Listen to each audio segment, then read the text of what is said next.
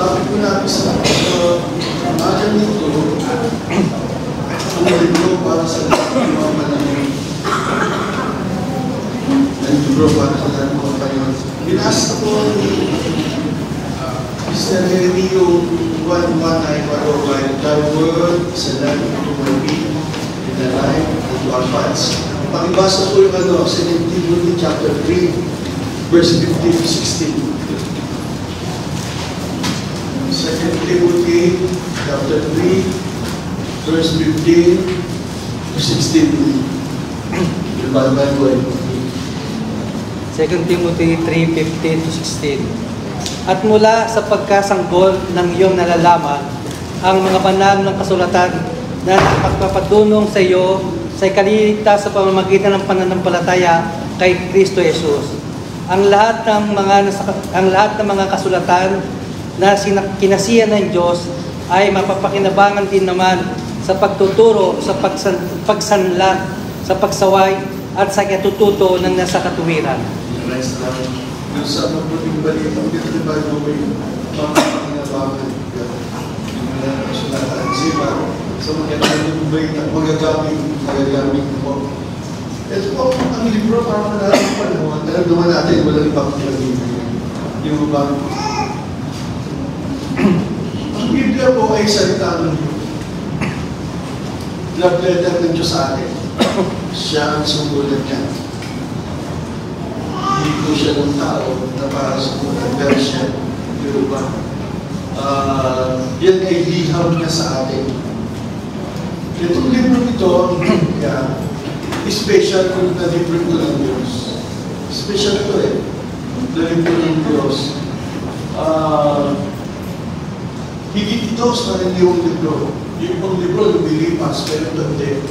Ito ay best-seller po ito Ito ay ginawa, oldest book, pinakagandang libro ito sa mundo. Almost 4,000 years. Hanggang ngayon, kagamit-gamit niya, kapakipakinarawang siya. Yung ibang libro, lumilipas, pero siya, outseller yun. At hindi nga ngayon nagmamahal siya. At may ginawa, nagmamahal siya, kasi bakit? Para mahalin din siya nung bumili. Di ba? Kasi noon kasi ang Biblia binibigay. Kaya minsan, may iba hindi pinahaligahan na rin. Di ba? Kasi hindi kagastusan. Meron naman pinahalagahan. Pero minsan, di ba? Kaya maganda yung ginagawa ngayon. Bihira kayo yung nagbibigay. Pero nagbibigay maliliit na letra. Yung sa mga okay din na nakatulong sa mga kabataan. Kahit sa mga matatanda. Pero iba yung bumili ka Yung ba? Iba yun bumili ka. Ganun po mahal ko Mahal. Kaya lang dati binibigay lang, pero ngayon, ang mahalaga niya, 800 plus, mga hindi pa maganda yung makin. Hindi pa ganda. Yung boyfriend, yung muna ako nakakita noon, may dito gano'n na parang 300 nila doon pa sa Philippine Bible Society. Baka ngayon, libo na Libo na ngayon. Libo na. Yung iba, hindi siya nangihinayang gumastos ng libo kasi alam nila, pinakamahalaga ito sa buhay nila. Pinakakapakipakinabang, pinakamagagamit nila sa buhay nila. Kasi walang ibang pinakamahalaga sa buhay ng tao, kundi ang Biblia. Bakit? Ito sasagot sa iyo sa mga dakilang katanungan sa buhay. Na maraming tanong ng tao Nawarin ang tanong niya nasa sarili niya. Bakit ba ako na-ano sa mundo, di ba? Di ba? Ano ba dapat yung gawin sa mundo? Saan ang pupunta pagkatapos ito? Ito na mga kasagot Yung mga dakilang katanungan ng tao sa buhay niya, walang iba kundi ang salita ng Diyos. Kaya makikita natin, ito ay libro para sa lahat ng panahon. Lilipas ka ang langit at lupa, sabi ng salita ng Diyos. Pero ang salita ng Diyos ay mamamalagi magpakailanman. langit at lupa lilipas. Pero ang salita ng Diyos, mamamalagi siya, magpahilanman. Ito ang babago ng buhay natin. Ito ang magbibigay sa atin ng tagumpay. Ito rin ang magbabalik sa atin doon sa langit. Kaya ito ay aklat o libro para sa lahat ng panahon sa buhay ng tao. Di ba? Sabi ko kay Kevin, mula sa magkabata, di ba? Alam mo na, bata pa lang, alam niyo, mas magkabata yun. Kaya sinulatan siya ni Pablo, medyo may kabataan na siya. Magagamit mo yan. Para ipuin mo ngayon. Magagamit mo yan para malaman ninyo katotohanan kung sino ka. Magagamit mo yan para magkamadayan mo niya. Magagamit mo yan para maging tama at gusto pamumuhay mo. Sabi ni Pablo kay Timoteo. Sinulatan niya sa Timoteo eh. Sinulatan niya eh. Alam niya, mula pagkabata, yan ang nagligtas sa'yo. Tinuro sa'yo na wala mo yan, ang nanay mo. Kaya ka nagiging mabuting bata ka. Dahil lalo kasi ng bata ka, itinuro sa'yo na lola mo, nanay mo. Alam niya, sabi ni Pablo sa kanya. Kaya, mahalaga na makita natin na ang Biblia ay para sa lahat ng panahon. Ibig sabihin, lahat ng panahon, anong panahon na daraanan natin sa mundo ito? Ang awit 105, natagpuan ng mga awit ng salita ng Diyos ay sapat na sa kanya. Natagpuan niya na, mutento na ako, kasi meron ng word of God, mutento na ako sa buhay. Ibig sabihin, sapat na ito sa akin. Saan mong aking pinagdaraanan sa buhay, sapat ito sa akin. Kaya minahal niya ang Bible niya. Minahal niya ang Bible niya. Kaya ako ito, lagi kong binabasa ko. Walang nakatulong sa buhay ko dito. Wala. Kasi hindi mo nakakalaman. Ito lang ginawa mo, para mag-aral. Ito nakatulong sa akin. Bagamat hindi ko pa siya lubusan na nabibigyan na ipamuhay, pero patuloy niya akong tinuturuan. Di ba? Kaya binubuhay pa ako ng Diyos. Nakita to ng mga awit. Kaya minahal na to. Minahal niya ang Biblia. Ang Biblia, di ba mahal niya? Kasi ang Biblia at ang Diyos ay isa. Pag hawak mo ang Biblia, hawak mo ang Diyos.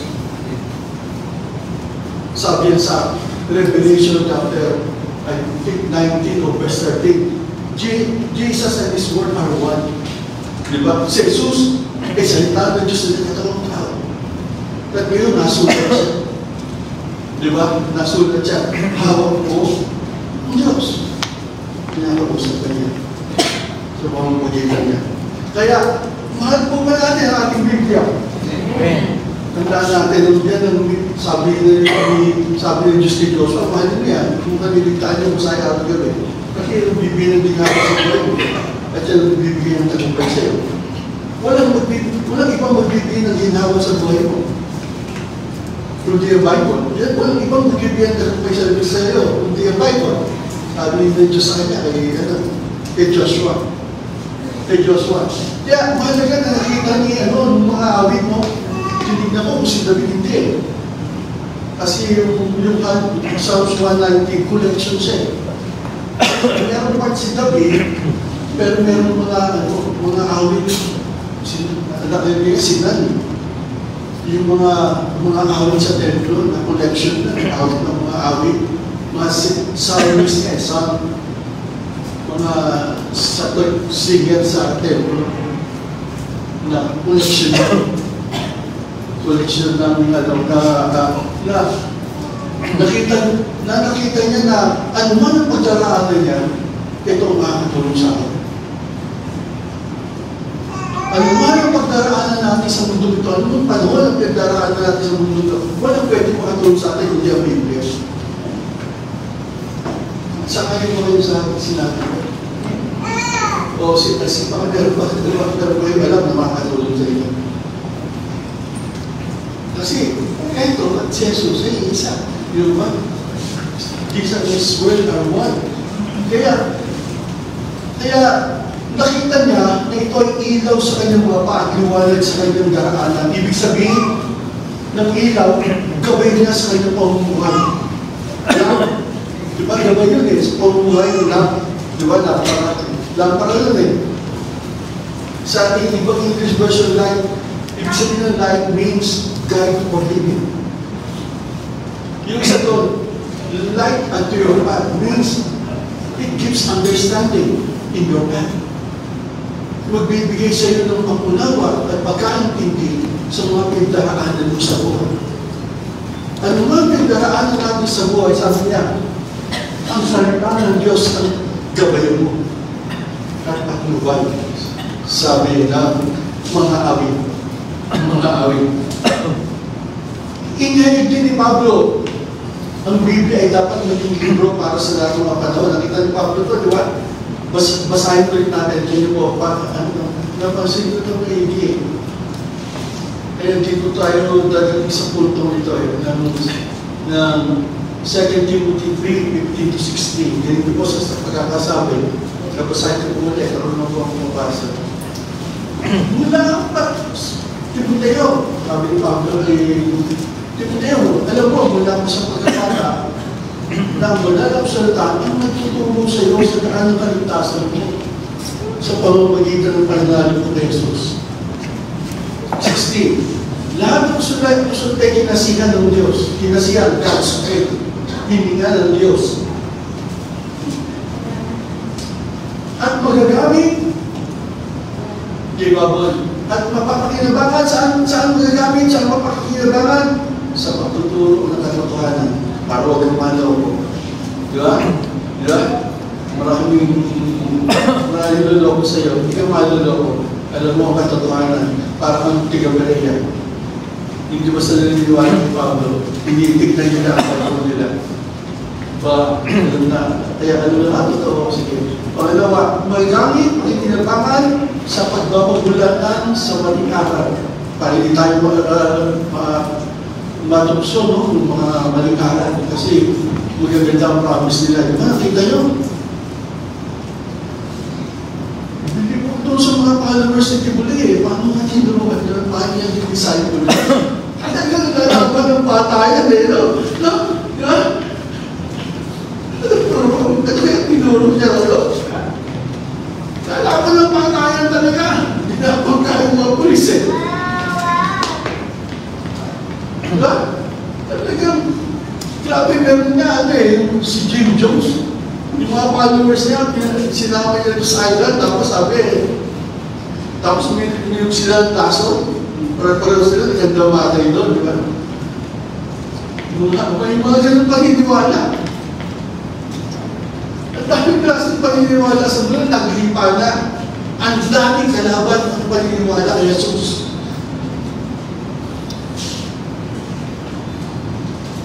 At marami, sabi doon, marami dumadaan doon sa paniniwala doon. Kasi ang paniniwala kay Jesus, malam yung makipon, hindi tayo magsubok. Diba? Dito tayo naniniwala kay Jesus, marami yung pag-uusik. Diba? May kakansawag, kakansawag ka. Ako kayo naranasan nyo, diba? Ako pinagdaanan ng willing, tapos yung iba kahit maniwala, pag-ibig. Diba? Hindi siya sinusuporta. Uusikin mo siya. Di ba ba? Yung mga maling aral yun. Tapos sabi, mapapakinabangan at magagamit sa pagtutuloy dyan mong gawain. Ibig sabihin,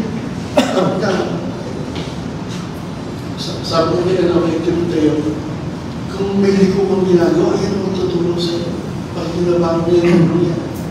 Magagamit mo yung libro niya pag kung liko mong ginagawa. Itutuloy ka niya. Itutuloy ka niya. At tapos sabi ito, mapapakinabangan po ito at magagamit sa pag-akay, sa matuwid, labong buhay. Nakakaya mong tao na maakay siya sa matuwid na pamumuhay. Kaya nakita ni Pablo na ito ay mahalaga sa nangyayari sa buhay ng tao. Ibig sabihin sa nangyayari sa buhay ng tao, pinakamahalaga ang salita ng Diyos. Amen? Salita ng Diyos. Yung nakita ni Pablo. Kaya pag-aralan natin yung proposition nito, yung paano natin mapapakinabangan ng Biblia sa ating pang-araw-araw na buhay. Paano natin mapapakinabangan? Paano natin magagamit ang Biblia sa ating pang-araw-araw na buhay? Tatlong punto nakalagay ko dyan, pero nakasalansan siya. Basahin mo ang Biblia kapag ikaw nakaramdam ka ng pangina. At kapag nakaramdam ka ng pangina, basahin mo ang Biblia para kapag puno ka na ng takot. Kapag puno ka na ng takot, basahin mo ang Biblia pag lumalapit na siya manunod. Kasi kaya nangyari kay Jesus nakita niya, mahina si Jesus ng lupa ay 40 days. Di ba? Ginawa niya, iniisip niya, takot na to. Diba? Hindi na alam, nakasot spiritual. Pag ano ba, nilapitan niya na. Dahil alam niya, gano'n din. Pag alam ng Diablo, mahalap na masila. Ang tinitiran niya, alam niya, nangihina na sa pananampalataya. At takot na. Takot sa mga problema, takot walang pera, takot walang anak buhay, takot na, biglang takutan na. Pag nakita na ng Diablo, nalapitan niya na. Bumugbog sarado niya na ito. Doon natin makikinabangan paggamit ng Biblia sa mga araw-araw na buhay. Basahin natin ito kapag tayo nakadaraman ng pangina, kapag tayo nakadaraman ng puno ng takot, kapag ang manunod sa Diablo ay lumalapit na lalapitan na tayo. Basahin mo natin isa-isa. Basahin ng Biblia para kapag ang pakiramdam ay nanghihina. Spiritually, hindi ito physical Magkabal kasama na rin physical. Kasi pag something physically medyo hindi ka rin supportable. Diba? Pero ang mahal ka rito spiritually strength. Roma chapter 15 verse 4. Pakibasa. Roma 15 verse 4.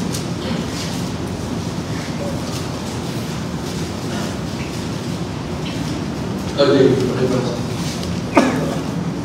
Roma chapter 15 verse 4. Anumang nasa kasulatan, noon pang una ay nasulat sa ikatututo natin, upang sa pamamagitan ng pagtitiis at sa pagpapalakas ng loob mula sa kasulatan ay magkaroon tayo ng pag-asa.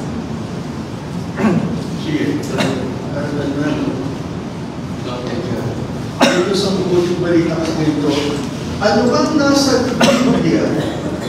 Sa Biblia, sa salita ng Diyos, sa loob nito, kung nasa loob nito, noong panguna ay nasulat na dyan, sa ikatututo natin, para matuto tayo, na ikatututo natin.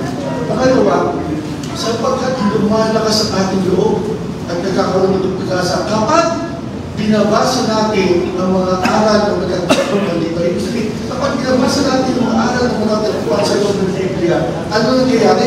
Lumalakas ang loob natin.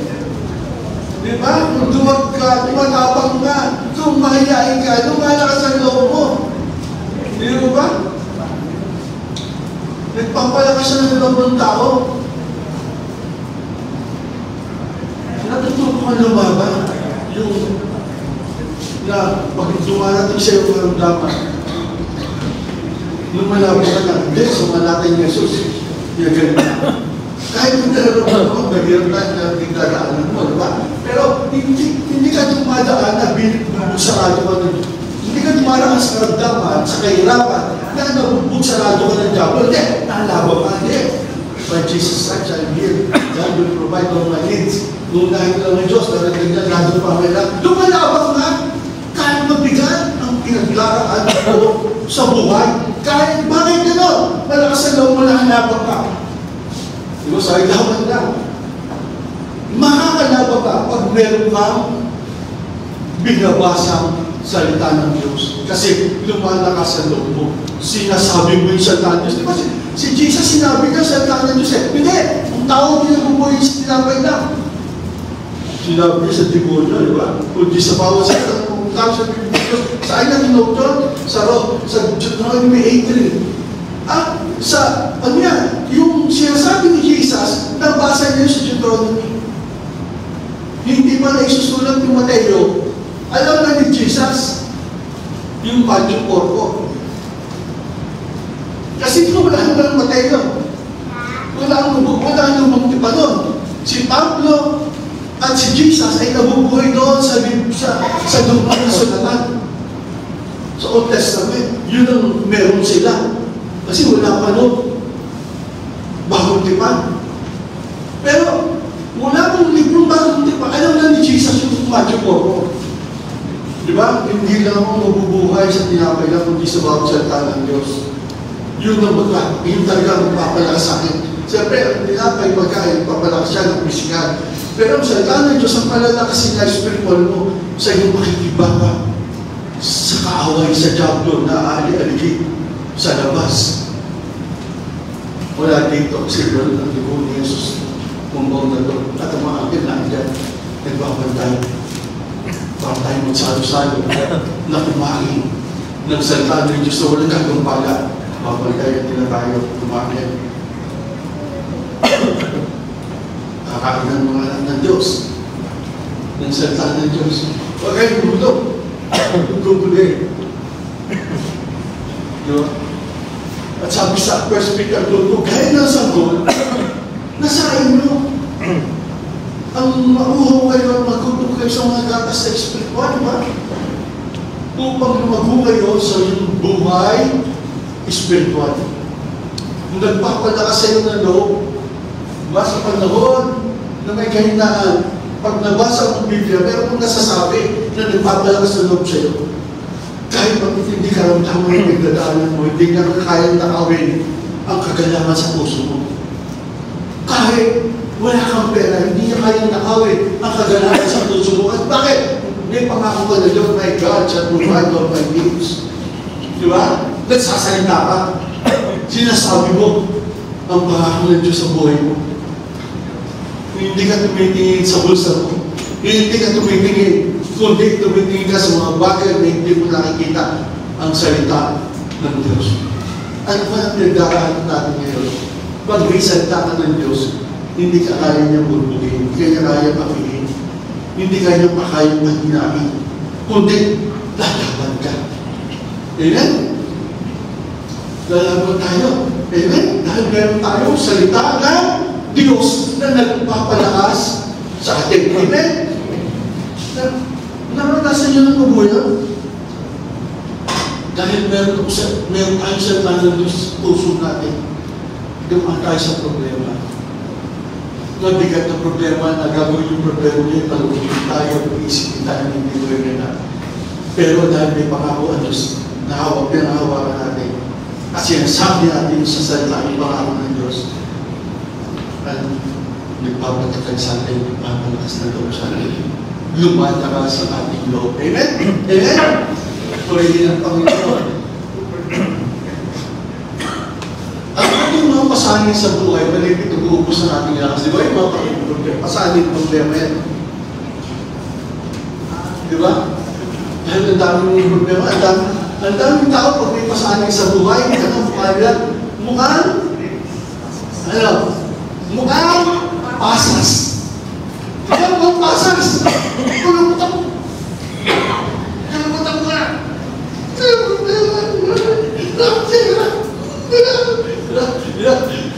Mga pasas. Di ba? Pag nakarinig siya ng salita ng Diyos, pag-uwi niya, mukha ng ubas. Di ba? Balat na. Balat na. Pati, balat na. Kasi nakarinig na, pangako ng Diyos at tinahawakan niya. Lumakas sa loob niya. Tingnan mo, no? Ayun, may siya nagagawa ng mga pasanin sa buhay. Matitindi ang mga pasanin sa buhay.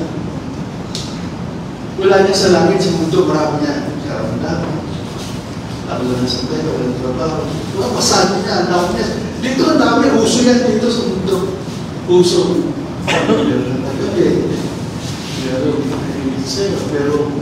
Pero naiinis ka. Ang dami dito sa mundo, alam ang pasanin, ang problema. Sa mundo lang meron. Eh nga, dito tayo. Di ba? Nadang tayo dito, nagdadabay tayo. Talaga, mabigat. ububus niyo sa atin ng lakas. Kaya, ang ating pasana hindi nalilihim sa kasal na Diyos yan.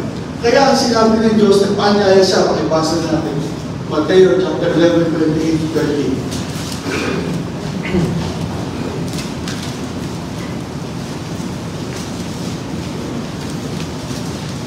Pakibasa. Lord, pakibasa. Matthew chapter 11, verse 28-30. Lumapit kayo sa akin, kayong lahat na nahihirapan at ako nabibigatan sa inyong pasalin, at kayo ay bibigyan ko ng kapahingaan. Pasalin ninyo ang aking pamato, at matuto kayo sa akin sapagkat ako'y maamo at mababang-loob. Makakatan po kayo sa akin ng kapahingaan, sapagkat madaling dalhin ang aking pamato at magaan ang pasalin na ibibigay ko sa inyo. Diba sabi po rin nung sistagan, pero kayo pasalin na nagbibigay nyo ng panghihina. Spiritually, maaaring spiritually, physically, malakas naman. Sabi niya, hindi rin yung sa akin yan. Eh ito, alam ko yan, nakikita ko. Lapit kagad mo yung sa akin. Pagpagal na kayo. Lapit kagad.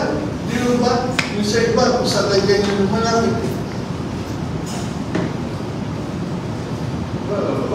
Ang parang nilapitan ko dito eh. Politiko. Pero bago mo lumapit, nag-pray mo na sa Lord. Eh, nakakasok po ako ng table.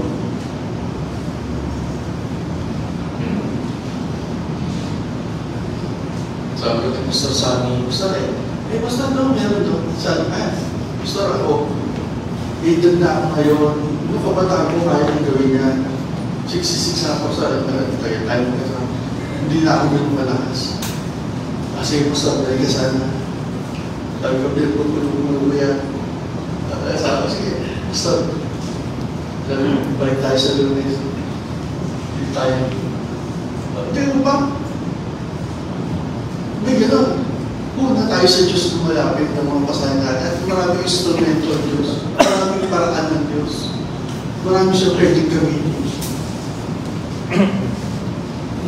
Mahusay ng Diyos.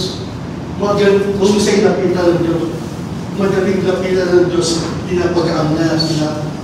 Pinapagaam niya ang ating pasanin sa buhay. Pinapagaam niya. Kaya nakita ko, yung pasanin ko, magiging magaam. Sabi ko sa sabi. Pag nanunurin ko sa magiging magaam para sa amin. Ang tayo siya, gusto hindi niya agad.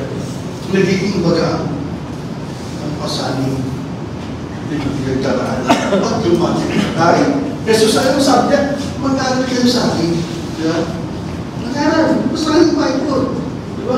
Kinakasan ng bibigay dyan. Marami kong pangako. Kinakasan ng bibigay sa iyo. Kaya sabi sa 3C, ang Diyos ang ating kalakasan sa panahon ng magluluhan. Sabi sa very gusto, bibigyan niya tayo ng lakas kay Kristo Jesus. Diba? Magagawa po lahat ng bagay dahil kay Kristo na magbibigay sa atin ng lakas. Bibigyan tayo ni Jesus ng lakas para magawa natin lahat ng bagay na mahirap sa mundo ito. Nagiging madali ang pasahin bibigay sa inyo magkakala. Kung lalapit tayo sa Kanya at kung bibigyan niya tayo ng lakas, magiging mag-aaral ang pasahin natin. Pakibasa awit 46 verse 1. Bakit na yung pakibasa sa awit?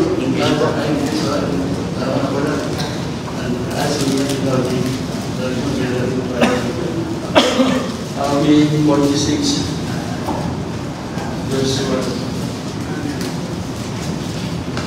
Awit 46 verse 1. Ang Diyos ay ating unahan at kalakasan, hanggang sa pagkarosa kapag Yun, ito. Ang Diyos natin, kalakasan natin, siya ang ating kalungan, medyo yung sa Kanya, at siya, at kalakasan natin sa panahon ng bagapag. Ibig sabihin, pag nananong tayo, lumapit kay Jesus, talagang protection na niya tayo, bibigyan niya tayo ng lakas. Dahil yung mga pangako niya sa buhay natin, Number 4, naging Ang bawat naghihintay sa Panginoon ay magpapanibagong lakas. Isaiah 40:31, pagbasa Isaiah.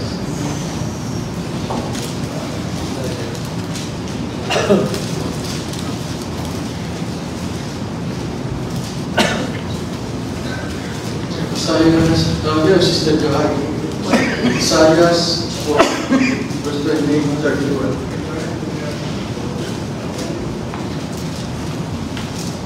Isaiah chapter 40, verse 28.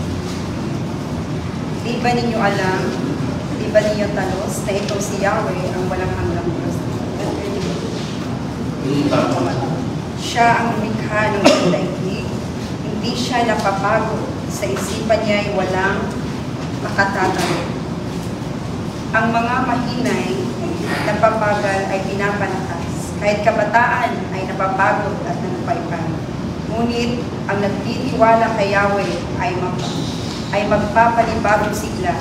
Ang lakas nila ay magtulad sa walang pagod at pakpak ng agila. Sila'y tatakbo ng tatakbo, ngunit di manghihina. Lalakad ng lalakad, ngunit hindi mapapagod. Yun, yung nagtitiwala kay Yahweh, mapanibagong sigla. Diba? Pag nabasa natin ang Biblia, maraming pangako ng Diyos yung papalakas sa akin. Bibigay ng sigla sa atin. Kaya basahin ang Biblia kapag ang pakiramdam mo ay nangyayari. Diba? Pag nangingin na ako doon, wala ko doon, by Jesus strike ako sila. By Jesus strike ako sila. Kasi pag may karamdaman ka at wala kang word of God, hindi ka lang malapat, lalo kang bububugin niya. Darating oras, mararamdaman mo, naawa ka na sa sarili mo, nalulungkot ka. Iniisip mo, malapit ka lang mga iniisip. Diba? Eh, dadaan tayo dyan. Daraanan na tayo sa niya, yung sakit. Nagkaramdaman. Eh, about 66 na ako eh. Naanay ko 65, namatay ko. Tatay ko 66.8. Eh, ako 66.6 na ako eh. Malapit na lang ako sa tatay ko eh. Sa awa at tulong ng Diyos. Tawag ng Diyos. Eh, naniniwala ako sa Diyos. Basta, mapagamit mo lang ng mga katawan mo. Gagawin siya, pero pag hindi, apagay na rin ka.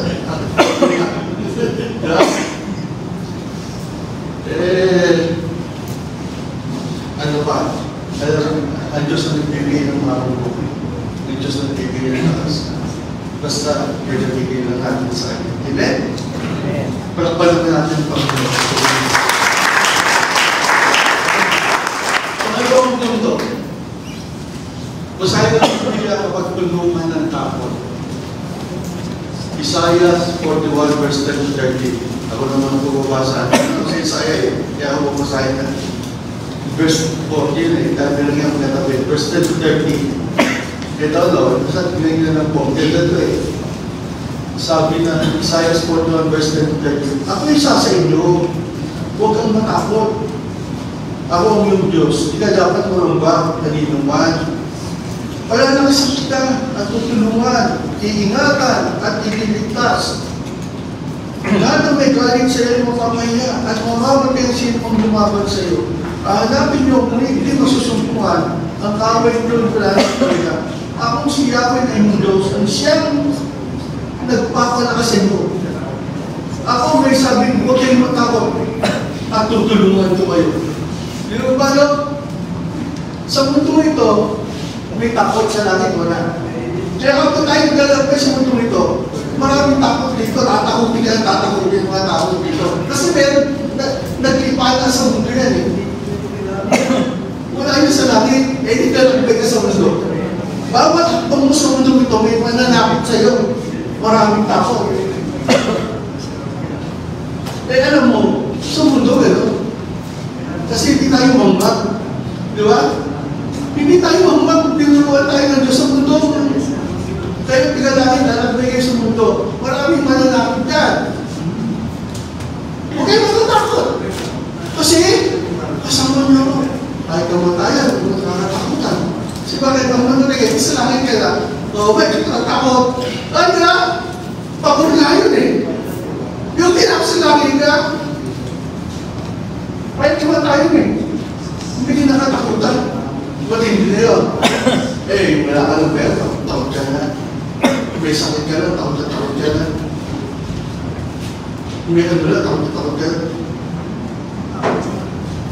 Hindi ka kaya mundo. Tagalangin tayo. Amen? Di ba? Bibigyan tayo ng Diyos na naglagay sa atin dito at sa paglalagay natin Diyos, sabi niya, hindi ko kayo iiwan, pagbayano, kasama niyo ako lagi. Huwag kayo natatakot, kasama niyo ako. Ano sabi niya? Sabi niya po, huwag kayo natatakot. Kasama niyo po. Tanda mo, ang takot at pananampalataya, pagkalaban niya rin. Yun ang binigay sa atin ng Diyos, faith, para may panlaban tayo sa takot. Pananampalataya ang tatalo sa takot. Sabi dito, sabi dyan, siyang sumasampalataya ay dadaigin niya, tatalunin niya ang mundo ito.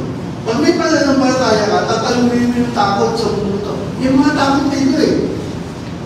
Yung pananatakot dito sa mundo eh, di ba? Natatakot ka, baka alam mo, nasabon niyo, natatakot ka, baka natatakot ka ba? Di ba? Ang daming takot ka rin sa mundo.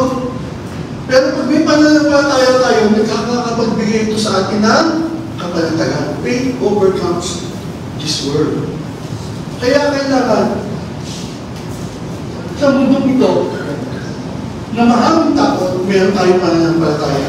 Amen? Meron tayong pananampalataya.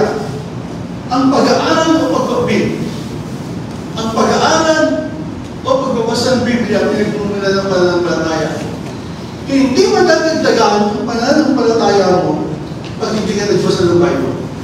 Imposible yan. Walang ibang pagmumula ng pananampalataya ng tao, hindi ang pagbabasa at pag-aaral ng Biblia.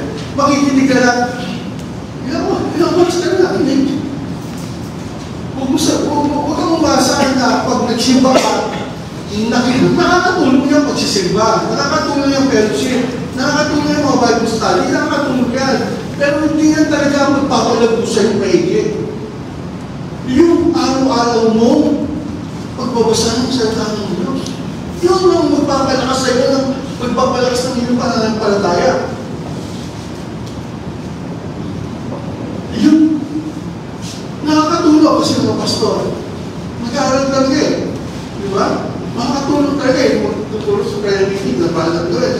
Nakakatulong talaga yan eh.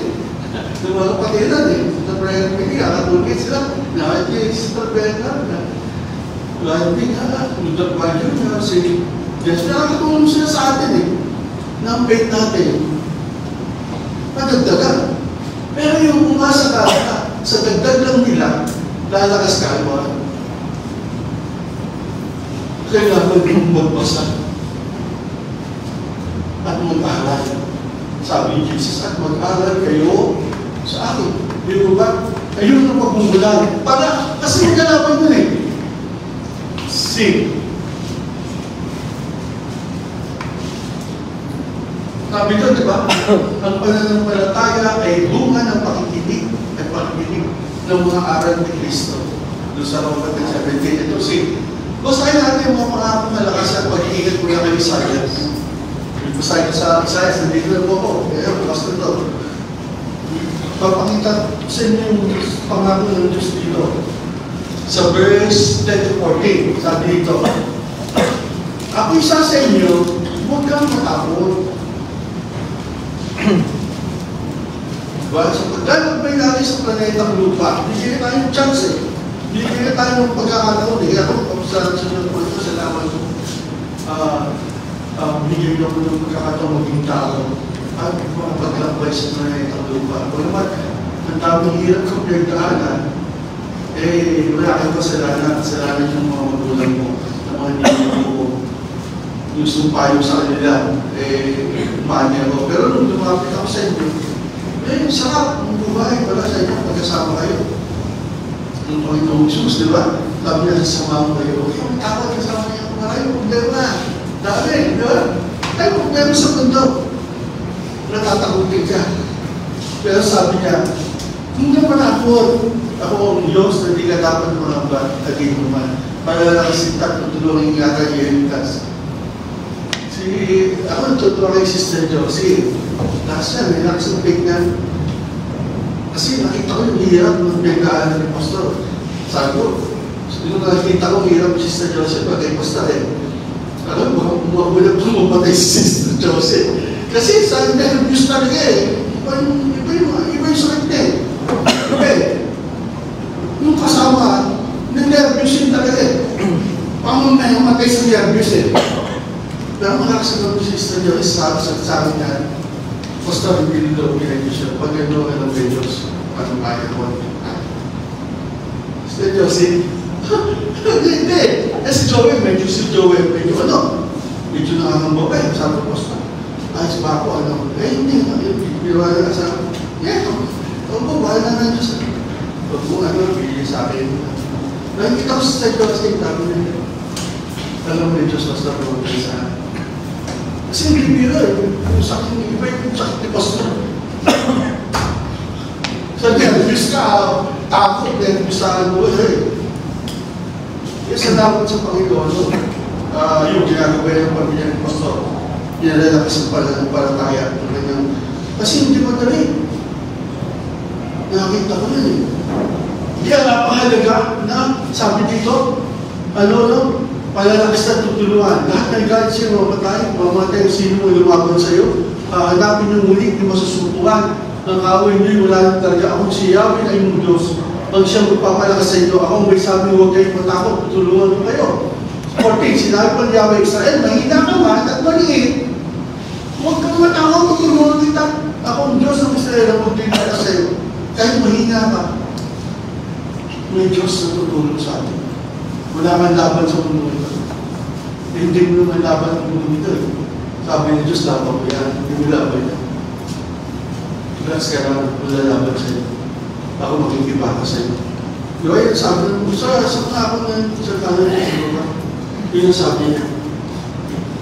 Kaya, salamat sa Diyos. Pasalamat tayo sa Panginoon.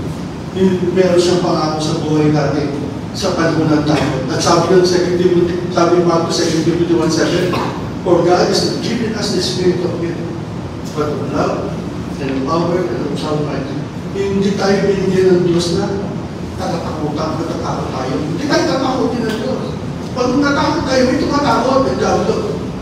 Ang bibigay sa atin, pagmamahal, mahal tayo ng Diyos. Mahal kita. Hindi kita pinayaan ka, pangalaman. Bigyan kita ng kapayapaan. Kaya na muna ng isip. Kaya na muna ng isip. 2 Timothy 1:7. For God, yan, ano yan, yung memorize ko yan eh. Naging memorize sa akin yan eh. Kasi meron tayong mga word of God, pangako ng Diyos, na naging maano sa atin, di ba? Ewan kayo, nakakaranas kayo nun.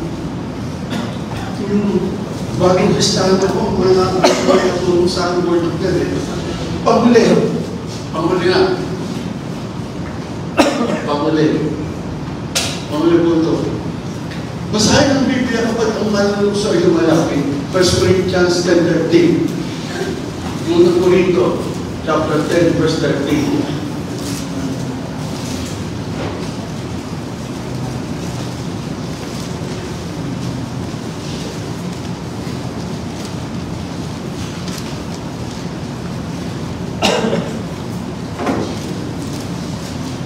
Dito sabi ko, wala pong pagsubok na dumali sa iyo na hindi finalas ng lahat ng tao. Di ba? Hindi pa karaniwan ng pagsubok, lahat tayo at tumatas niya. Pero ang mga tukso ay limitado sa bawat sa yan ay pakaraniwan. Lahat tayo daranas ng yung panunukso, diablo. Tukso yan eh, sa King James, dito pagsubok. At sabi doon,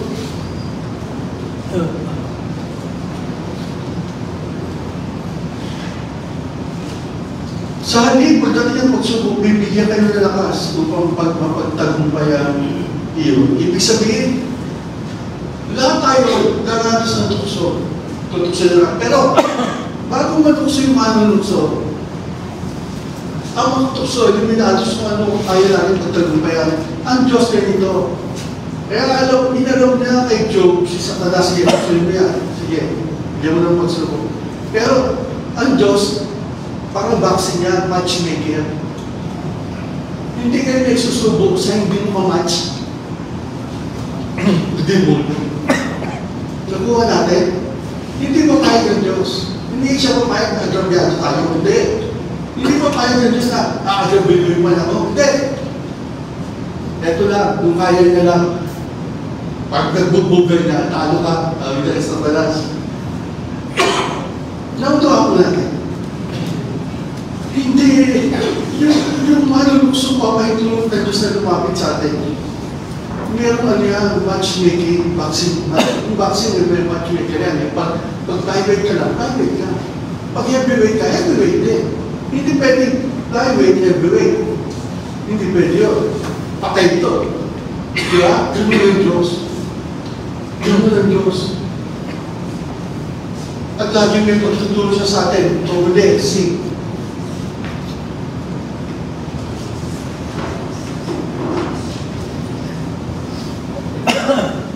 Si Jesus, may ating halimbawa kapag nandun siya yung malapit sa atin. Si Jesus, basahin sa akin sa bahay mo. Pag yung malapit nandun siya sa atin, si Jesus, ang ating halimbawa, may sinasabi siya. Hindi, nasusulat din naman. Nagbasa siya ng Old Testament. Yung Matthew 4, Matthew 3, siya na sasabihin mo pag dinukala sa Deuteronomy 6:3, 6:8 yata yun. O yung isa, 6:4 po sa akin. Nandun lahat yan. Oo, medyo malam na yan.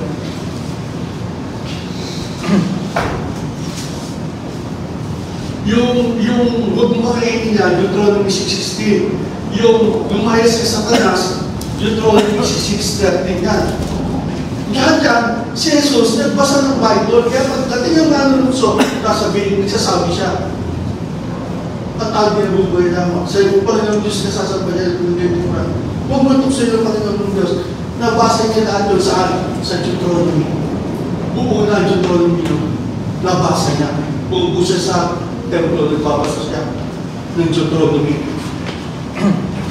Yung ba, ibig sabihin, pag may pagsubok na dumating sa pagmamalan mo siya na lahat sa atin, kailangan yung word of God tayo. Sinenda, sasabihin mo sa kanya, hindi, tumadantay na Jesus na galing na. Hindi, nag-God provide, religious and glory. Hindi ako nagiging ng Diyos ang tao. May sinasasabi ka katulad ni Jesus, sa bawa natin siya, may sinasabi siya, word of God, na panlaban niya sa manunukso. Huwag po natin, kailangan magbabasa tayo ng salita ng Diyos. Nagtagumpay si Jesus sa manunukso, sa pagsasalita ng Diyos, dapat ganun din tayo. Tignan po natin yan, kami ka, diyan po tatapos. Saan na po, doon, pag-box na po. Kami ka, chapter 22:17 to 19.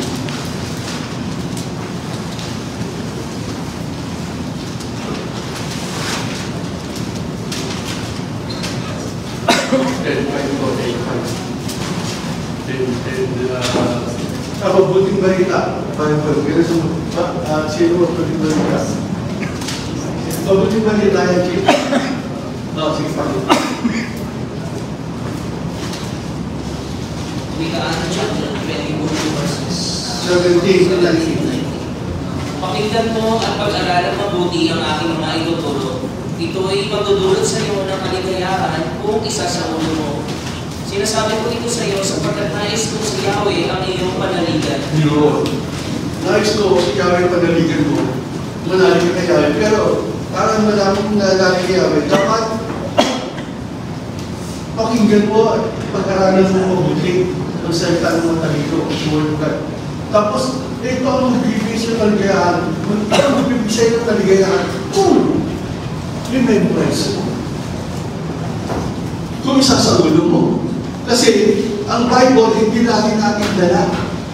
Pag dumating ang mga nanunso, hindi kayo natutukso yung hawak mo Bible.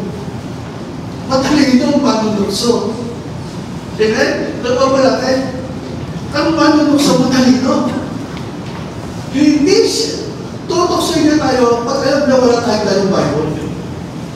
Pero hindi na alam ang Bible dala namin dito at dito. Kaya nakakasagot tayo sa kanya. At wala Jesus, walang dalang Bible. Sa ilang siya, ang Bible doon nasa lang, sa templo. Sa ilang, hindi ka dala ang Bible. Pero, nandito sa kanya, nandito siya, sa ulan niya, may sa ulo siya. Nakakautulog niyo.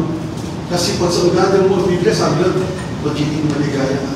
Diligaya ka. Sabi, giginawa ka at magtatagumpay. Sabi niya kay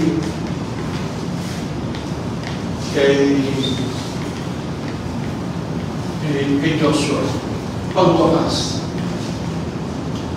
babasahin ng buto. The most important relationship you can have in this life is with God. Ang pinamahalagang relasyon meron tayo sa mundo ito. Meron natin kasama natin ng Diyos. Through reading the Bible, sa pagbabasa ng salita ng Diyos, you come to understand what God's like. Mauunawaan natin kung anong gusto ng Diyos, ano ba gusto sa akin ng Diyos. His thoughts, ano ba iniisip sa akin ng Diyos. His plans, ano ba mga plano sa akin ng Diyos. And His promises, ano ba mga pangako ng Diyos sa akin. At yun, sa relasyon natin sa Diyos, dapat nagbabasa tayo ng Biblia para alam natin kung ano gusto niya. Ano iniisip niya, ano plano niya sa atin. Ito ang mga pangako niya sa buhay natin. So, ang ganito mga kapatid. Ilang oras ka ba nagbibigay ng oras para sa pagbabasa ng salita? Kasi ang bibigay din sa atin dito sa umaga nito. Masahin mo Biblia kapag nangihina ka na. Pero huwag mo hintayin, magbasa ka na. Masahin mo Biblia pagka takot. Huwag na hintayin matakot ka, magbasa ka na. Basahin mo Biblia pagkalapit ang mga nabasa. Huwag na hintayin, magbasa ka na ng Biblia. Sapagkat ang Biblia ang magtuturo sa atin at magsasabi ng mga gusto ng Diyos ang plano niya sa buhay natin at ang mga pangako. Wala tayo pwede panghawakan ng pangako ng Diyos kung hindi tayo magbabasa ng Biblia. At ang Biblia ay aklat para sa lahat ng panahon. Hindi lang sa panahon ng payapa, lalo na sa panahon ng kaguluhan. At magiging ano tayo sa pagbabasa ng salita niya. Sa buhay nakatayo sa dito dahil sa pagbabasa ng salita niya. Kasi hindi nga ako nag-aaral eh. Ito nung pinag-aralan ko eh. Hindi ako tapos sa high school eh. Ito na natapos sa college. Nakapag-aaral ako sa Bible school. Himala. Kaya ako nakapasok sa Bible school, nagbasa ako dito. Ngayon, tempo, yung exam para makapasok, nabasa ko. Ito, nabasa ko dahil dito. Kaya, sa bawat sa atin, sa umaga nito, ang pinakamalaking tulong na makakatulong sa atin, walang iba, kundi ang pagbabasa ng salita ng Diyos. Mahalagaan ko natin sa araw-araw nating buhay. Kung sunahin natin ang pahalagahan mo, kesa sa pagkaan ng buhay, kesa sa pagkain, kesa sa pagtulog, sa kahit ang ginagawa sa atin sa mundo ito, unahin natin pahalagaan ang pag-aaral ng salita ng Diyos. Amen po ba?